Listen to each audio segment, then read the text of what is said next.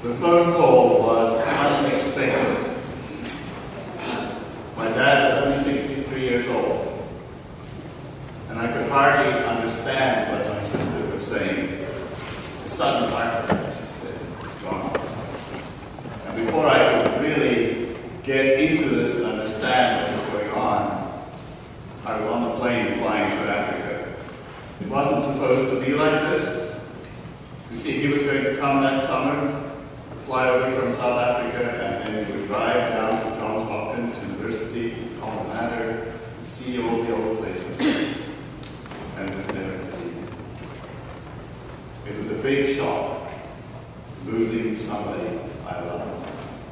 It is always a big shock to lose someone in our lives that is very important to us. And we often forget how hard it is to lose communities that are important to us. And that's what's been happening in the church over the last few years in Canada. We've been losing congregations. We've been losing communities. And it is hard and it is tough to face up to it. So what's going on? What's happening in our communities? Why does our Assembly Council of the Presbyterian Church just have to decide to convene a special meeting to think about the future of our denomination? The same thing is happening in many other denominations. What's going on? What's the problem? It seemed that things were going fine for such a long time with churches in Canada. But suddenly we seem under pressure. There have been many people who tried to diagnose this problem. Some of them have said, well, sociologically speaking, we're simply looking at the normal process of secularization, meaning that as life gets better, as our taxes get, as our health care, and we don't have to worry about things so much, people tend to need God less in their lives. But it doesn't always seem to work as an explanation, because there are places where people have wonderful lives and they still have faith. Other people say, well, the church isn't praying enough. They're probably right. But is that the real reason for all this happening?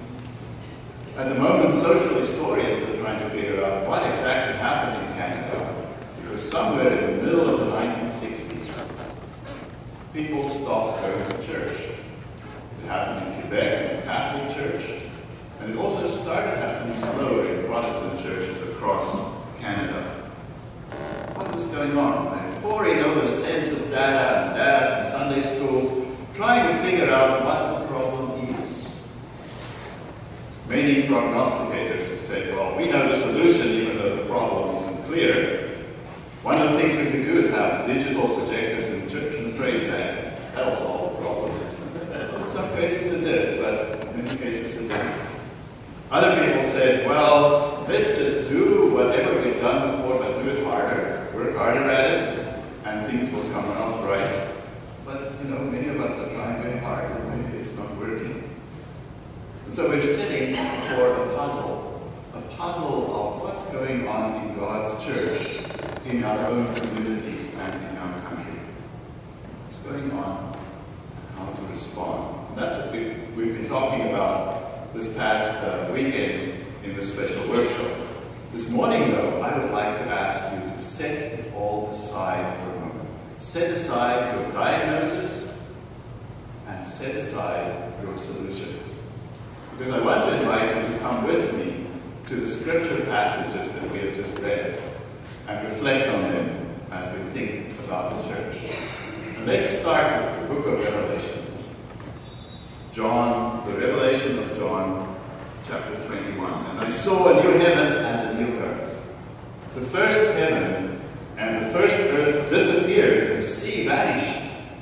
And I saw the holy city, the new Jerusalem, coming down out of heaven from God, prepared and ready, like a bride dressed to meet her husband. I heard a loud voice speaking from the throne. Now God's home is with God's people. He will live with them, and they shall be his people. And God himself will be with them, and will be their God. Wonderful words, inspiring words. And it helps to know that the people to whom these words were addressed were people in much worse circumstances than we can imagine. They were being persecuted. The city of Jerusalem was destroyed in the year 70 by the Roman army. And they had lost family and friends, and now they were following their faith at the pain of death. And in this particular book, the last book of the Bible, we find a kind of literature called apocalyptic literature, which was aimed at people in just such circumstances